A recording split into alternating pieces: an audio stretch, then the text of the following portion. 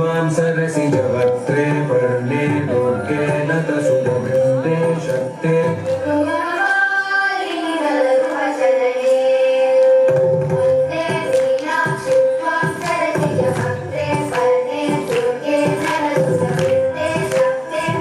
गुहपालिनि जलरुहचरणे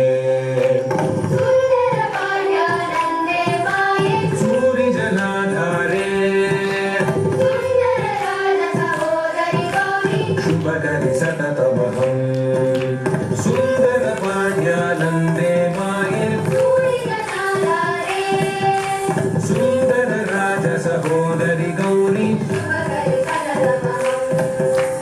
वन्दे मीनाक्षि त्वां सरसिजवक्त्रे पर्णे दुर्गे लतसुमगन्धे शक्ते गुहपालिनि जलरुहचरणे सुन्दरपाण्ड्यानन्दे माये सूरिजनाधारे सुन्दरराजसहोदरि गौरी शुभकरि सततमहं वन्दे मीनाक्षि त्वां सरसिजवक्त्रे